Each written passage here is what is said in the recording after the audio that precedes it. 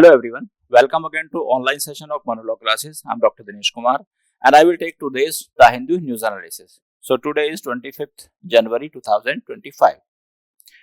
So अब हम आते हैं आज की इंपॉर्टेंट न्यूज पर और फर्स्ट न्यूज है हमारी US supreme court clear Mumbai terror attack convict Tahawwur Rana's extradition to India. अब हम इस न्यूज को थोड़ा डिटेल में समझते हैं। तो बेसिकली क्या हुआ, 2008 में हमारे देश में जो मुंबई है उस पर एक टेररिस्ट अटैक हुआ और उस टेररिस्ट अटैक में जो मैन एक्यूज थे वो था मिस्टर डेविड कोलमैन हेडली। ये ऐसा माना जाता है कि ये लश्कर तोयबा जो एक पाकिस्तान का टेररिस्ट ग्रुप है उसका एक एसोसिएट था, जिसकी वजह से हमारे देश में इतना बड़ा टेररिस्ट अटैक हुआ और जिसमें हमारे देश के अराउंड 166 लोगों की डेथ हो गई, जिसमें कि 6 यूएसए के लोग भी शामिल थे। अब उसी से ये जो मिस्टर तहावुर राना है ये भी उसमें एसोसिएट माने गए, इनके खिलाफ भी लीगल एक्शन लिया गया। तो फिर इनको यूएसए में भेजा गया। अब यूएसए से इनकी डिमांड की है एक्स्ट्राडिशन की इंडिया ने। तो पहले तो इन्होंने, ये जो मिस्टर तहावुर राना है ये पाकिस्तान में इनका जन्म हुआ और बाद में ये कनाडा चले गए और कनाडा से फिर ये यूएसए गए और फिर यूएसए से अब इंडिया इनके एक्स्ट्राडिशन की डिमांड कर रहा है। इंडिया एक्स्ट्राडिशन की डिमांड इसलिए कर रहा है क्योंकि जो भी 2008 में हमारे देश में टेररिस्ट अटैक हुआ था उसमें इनका इन्वॉल्वमेंट था। तो उससे संबंधित जो हमारी जांच एजेंसीज हैं उसका उनको इनके रोल को देखना है, उसकी इन्वेस्टिगेशन करनी है, इसलिए हमने इसकी डिमांड करी। लेकिन इन्होंने बहुत सारे जो लीगल ऑब्लिगेशंस, लीगल वो हैं ऑब्जेक्शंस फाइल किए यूएसए कोर्ट में कि मेरा एक्स्ट्राडिशन इंडिया को ना दिया जाए। तो लेकिन फाइनली जो यूएस सुप्रीम कोर्ट है उसने अलाउ कर दिया है मिस्टर तहावुर राना को कि अब इनको इंडिया में एक्स्ट्राडाइट किया जाएगा। अब ये इंडिया में आएंगे और हमारी जो एनफोर्समेंट एजेंसीज हैं, जो लीगल एजेंसीज हैं, वो इनका जो भी रोल होगा उससे संबंधित जांच करेंगी और अगर ये उसमें दोषी पाए गए तो इनको कानून के हिसाब से सजा मिलेगी। अब हम समझ लेते हैं थोड़ा एक्स्ट्राडिशन ट्रीटी के बारे में। तो एक्स्ट्राडिशन ट्रीटी क्या होती है? ये एक इंटरनेशनल ट्रीटी होती है जो 2 या 2 से अधिक देशों के बीच में होती है और इस ट्रीटी का मेन पर्पस ये होता है कि अगर कोई अपराधी एक देश में अपराध करके दूसरे देश में चला जाता है भागकर, तो ऐसे अपराधी को जिस देश में वो जाता है वहां से एक्स्ट्राडाइट करके उस देश में भेज दिया जाता है जहां भी उसने ऑफेंस किया था या अपराध किया था। इसका मेन पर्पस ये है कि अपराधी के लिए कहीं भी कोई सेफ हेवन नहीं होना चाहिए, क्योंकि जो भी अपराध है वो क्राइम अगेंस्ट ह्यूमैनिटी होते हैं, वो ह्यूमैनिटी के अगेंस्ट होते हैं, सोसाइटी के अगेंस्ट होते हैं। इसलिए अगर अपराधी को शेल्टर दी जाएगी, शरण दी जाएगी, तो वो अपराधी उस देश में भी अपराध करेगा जहां की उसको शरण दी गई है। अब हम आते हैं नेक्स्ट न्यूज पर और नेक्स्ट न्यूज हमारी US arrest deport 100 of illegal immigrant says Trump's press chief. तो बेसिकली क्या है, जैसे आप जानते हैं कि मिस्टर डोनाल्ड ट्रंप जो हैं वो दूसरी बार यूएसए के प्रेसिडेंट बने हैं और उन्होंने इलेक्शन से पहले जो यूएसए की पॉपुलेशन है उससे ये वादा किया था कि अगर वो पावर में आए तो वो क्या करेंगे, जो भी इलीगली लोग रह रहे हैं वहां पर यूएसए में उन सबको डिपोर्ट करके उनके रेस्पेक्टिव कंट्रीज में उनको भेज देंगे। तो जैसे ही 20 जनवरी को उन्होंने शपथ ली तो उन्होंने अपने इस प्रॉमिस पर काम करना चालू कर दिया और अराउंड 538 मेंबर्स को उन्होंने डिपोर्ट करके कंसर्न स्टेट्स को भेज दिया है। ठीक है, अब यूएसए में वो एक पॉलिसी फॉलो कर रहे हैं और उस पॉलिसी का नाम है रिमेन इन मैक्सिको पॉलिसी। अब ये what is this remain in Mexico policy? इसका मतलब ये है कि अगर कोई पर्सन यूएसए में जाना चाहता है, वहां की सिटीजनशिप लेना चाहता है, तो पहले उसको मैक्सिको में रहना पड़ेगा जब तक कि उसकी जो एप्लीकेशन है वो प्रोसेस होती है। तो मान लिया अगर वो यूएसए में रहना चाहता है यूएसए, तो वहां पर पहले उसकी एप्लीकेशन प्रोसेस होगी। तो during the process of the application वो पर्सन कहाँ रहेगा? मैक्सिको में रहेगा। तो इस पॉलिसी को हम जानते, इस पॉलिसी को हम कहते हैं रिमेन इन मैक्सिको पॉलिसी। दूसरी बात यह है कि ट्रंप का एक जो बयान है जो उन्होंने अपने इलेक्शन कैंपेनिंग के दौरान दिया था वो बहुत ही ज्यादा पॉपुलर हो रहा है और उन्होंने कहा है कि जो इलीगल माइग्रेंट्स यूएसए में रह रहे हैं वो देश के ब्लड को इम्प्योर कर रहे हैं या पॉइजनिंग कर रहे हैं, तो इसलिए वो नहीं चाहते कि कोई भी व्यक्ति इलीगली यूएसए में रहे। Now we come to next news. UP temple gets FCRA nod without request. अब हम समझेंगे इसमें व्हाट इज दिस एफसीआरए। तो एफसीआरए की फुल फॉर्म होती है फॉरेन कंट्रीब्यूशन रेगुलेशन एक्ट 2010।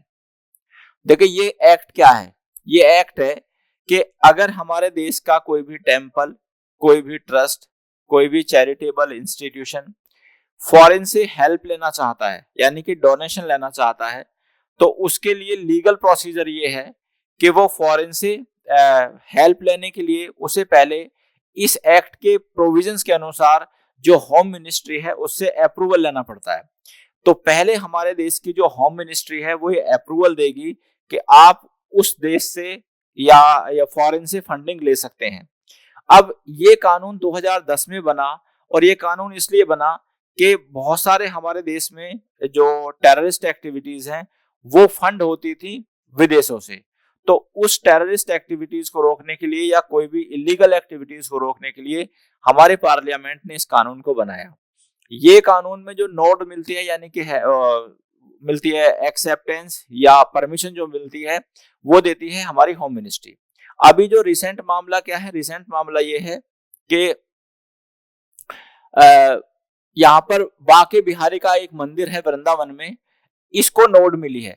अब लेकिन यहाँ पर एक डिस्प्यूट ये है कि ये मंदिर 550 साल पहले किसी पर्टिकुलर फैमिली के हेड ने बनाया था, लेकिन अब इस मंदिर में जो भी चढ़ावा आता है, जो भी ऑफरिंग्स आती हैं, उस पर सरकार अपना कंट्रोल करना चाहती है। और इसी पॉइंट ऑफ व्यू को ध्यान में रखते हुए सरकार ने ये भी परमिशन देती है कि ये जो मंदिर है ये फॉरेन डोनेशन या फॉरेन गिफ्ट भी रिसीव कर सकता है। लेकिन जो मंदिर के संचालक लोग हैं उनका ये ऑब्जेक्शन है कि उन्होंने इस फॉरेन डोनेशन की परमिशन लेने के लिए ना तो सरकार को कोई रिक्वेस्ट दी है, और ये ऐसा प्रोविजन सरकार ने खुद ही किया है। अब हम आते हैं नेक्स्ट न्यूज पर, और नेक्स्ट हमारी न्यूज है EC reaches doorstep elderly people with disabilities voter cast ballot. क्या हुआ है कि 2024 में एक इनिशिएटिव लिया गया कि जो हमारे सिटीजन, जो सीनियर सिटीजन है, यानी कि ऐसे लोग जिनकी एज 85 से ज्यादा हो गई है, या जो पर्सन विद डिसेबिलिटी हैं, या ट्रांसजेंडर के लोग हैं, या कोई ऐसा पर्सन जो किसी भी अदर कारण से पोलिंग बूथ पर वोट डालने नहीं जा सकता, तो ऐसे पर्सन को जो है वोट दिलाई जाती है, यानी कि उसके लिए कुछ इस तरह के अरेंजमेंट किए जाते हैं जिससे कि वो वोट डाल सके। क्योंकि देखिए जो देश में इलेक्शन होते हैं, तो देश में इलेक्शन में सभी जो सिटीजन हैं उनकी ड्यूटी है कि वो अपना वैल्यूएबल वोट कास्ट करें और देश में एक जो डेमोक्रेसी का कंसेप्ट है उसको और मजबूत बनाए। अब अगर बहुत सारे लोग वो डिसेबल हैं या बहुत ज्यादा सीनियर लोग हैं, वो पोलिंग बूथ तक नहीं आ सकते, तो कहीं ना कहीं जो उनका वोट है वो यूजलेस हो जाता है। तो उसी बात को ध्यान में रखते हुए ये इनिशिएटिव लिया गया था इलेक्शन कमीशन के द्वारा 2024 में। अभी ये प्रोग्राम चल रहा है दिल्ली में, क्योंकि आप सभी जानते हैं कि 5 फरवरी 2025 को दिल्ली में भी इलेक्शन होगा। तो ये जो वोट फ्रॉम डोर स्टेप ये 4 फरवरी तक दिल्ली में रहेगा, और जो भी सीनियर लोग हैं या पर्सन विद डिसेबिलिटी के लोग हैं वो इसका बेनिफिट ले सकते हैं। इसके लिए इलेक्शन कमीशन ने एक अपनी ऐप भी बनाई है जिसका नाम है सक्षम। वहां पर जाके आप जो भी आपके रिक्वायरमेंट्स हैं वो भी आप बता सकते हैं। अब हम आते हैं नेक्स्ट न्यूज पर, at 75 constitutional justice and personal liberty. तो जैसा आप जानते हैं कि हमारे देश को 75 ईयर्स हो गए हैं अभी इंडिपेंडेंट हुए। तो यहाँ पर कुछ इंपॉर्टेंट डिसीजंस हैं, और वो डिसीजन की हम बात करते हैं कि वहां पर डिसेंट का क्या मतलब है। तो देखिए क्या होता है, पहली बात, जब भी हमारे देश में कोई डिसीजन दिया जाता है तो पहले डिसीजन में क्या होता है कि एक तो होती है सिंगल बेंच। सिंगल बेंच का मतलब जब डिसीजन देने वाले जज केवल एक होते हैं। डबल बेंच का मतलब 2 होते हैं। तो जो हमारे कोर्ट की बेंच होती हैं वो हमेशा ऑड नंबर में होती हैं, 1, 3, 5, 7 इस तरह से। अब क्योंकि ताकि जैसे मान लिया किसी पर्टिकुलर डिसीजन के फेवर में 3 जज कहते हैं कि हाँ भाई ये काम होना चाहिए या ये लीगली सही है, और 2 कहते हैं कि नहीं ये लीगली सही है, तो यहाँ पर 3 का डिसीजन माना जाएगा मेजॉरिटी और 2 की मानी जाएगी डिसेंट ओपिनियन। तो आज हम इसी डिसेंट ओपिनियन पर बात करते हैं और इसको समझते हैं कि किसी भी डिसीजन में डिसेंट ओपिनियन की कितनी वैल्यू होती है और उस डिसेंट ओपिनियन के क्या क्या लीगल कॉन्सिक्वेंसेस हमें बाद में देखने को मिलते हैं। अब हम इस पे लेते हैं एक बहुत ही इंपॉर्टेंट जजमेंट, ए के गोपालन वर्सेस स्टेट ऑफ मद्रास। ये बहुत ही लैंडमार्क जजमेंट है, गोपालन वर्सेस स्टेट ऑफ मद्रास। अब ये डिसीजन है 1950 का और सबसे पहले इस केस में आर्टिकल 21 की इंटरप्रिटेशन का क्वेश्चन आया। आर्टिकल 21 कहता है कॉन्स्टिट्यूशन का कि हर पर्सन के पास, whether that person is citizen of India और नॉट, उसके पास राइट टू लाइफ और पर्सनल लिबर्टी है, यानी कि उसके पास जीने का अधिकार है और उसके पास व्यक्तिगत स्वतंत्रता का अधिकार है, और उसके इस राइट को केवल कानून के द्वारा स्थापित प्रक्रिया से ही लिया जा सकता है और किसी भी तरीके से उसके इस अधिकार को नहीं लिया जा सकता। ठीक है, अब तो यहां पर क्वेश्चन ये था कि क्या आर्टिकल 19 में जो फ्रीडम दी गई है वो और आर्टिकल 21 में जो पर्सनल लिबर्टी दी गई है तो क्या वो उसका एक्सटेंडेड पार्ट है। तो उस पर सभी जजों ने कहा कि नहीं, ये इसका एक्सटेंडेड पार्ट नहीं है। क्यों नहीं है? क्योंकि आर्टिकल 19 और 21 के बीच में आर्टिकल 20 आता है और जो आर्टिकल 20 है वो डिफरेंट तरह की बात करता है। इसलिए कहा कि अगर जो हमारे फोर फादर्स हैं जिन्होंने कॉन्स्टिट्यूशन को एनेक्ट किया था, अगर उनकी इंटेंशन इस तरह की थी तो उनको वो आर्टिकल 20 के प्लेस पर आर्टिकल 21 रखते कॉन्टिन्यूएशन में, क्योंकि हम उसको आर्टिकल 19 में दी गई फ्रीडम को हम पर्सनल लिबर्टी से जोड़ना चाह रहे हैं, इसलिए ऐसा होता। लेकिन यहां पर थे मिस्टर फजल अली, उन्होंने अपनी डिसेंट ओपिनियन दी। तो उन्होंने कहा कि नहीं, जो आर्टिकल 19 में फ्रीडम दी गई है ये ही क्या है, ये आर्टिकल 21 में जो फ्रीडम दी गई है ये 19 का एक्सटेंडेड पार्ट है। यानी कि आर्टिकल 21 में जो पर्सनल लिबर्टी है वो कहीं ना कहीं आर्टिकल 19 से ही गवर्न होती है और वो उसका एक्सटेंडेड पार्ट है, ऐसा उन्होंने कहा। अब बाद में जो मेजॉरिटी रूलिंग थी उसको ओवर रूल कर दिया गया मेनका गांधी के केस में, और मेनका गांधी के केस में इस आर्टिकल 21 की एक वाइडेस्ट पॉसिबल इंटरप्रिटेशन दी गई जिसमें बहुत सारे राइट्स को इंक्लूड किया गया।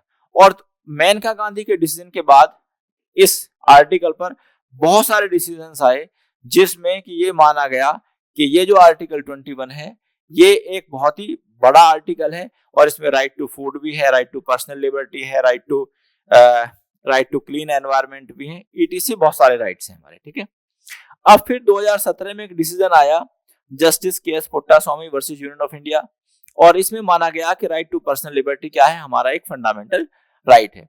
तो अब आज के इस एडिटोरियल में हम आपको यही समझाना चाहते हैं कि अगर किसी पर्टिकुलर डिसीजन में डिसेंट ओपिनियन आती है तो ऐसा नहीं है कि वो ओपिनियन उस समय पर हो सकता है रेलिवेंट ना रही हो, लेकिन कई बार उस ओपिनियन के बहुत ज्यादा लीगल इम्प्लीकेशंस होते हैं, जैसा कि अभी हमने आपको समझाया कि जो 1950 की डिसेंट ओपिनियन थी उसके क्या लीगल इम्प्लीकेशंस हुए 2017 में, एंड इन सब्सिक्वेंट डिसीजंस भी आपको देखने को मिलेंगे। अब हम आते हैं अपनी नेक्स्ट न्यूज पर। Need to tackle social media pollution, chief election commissioner.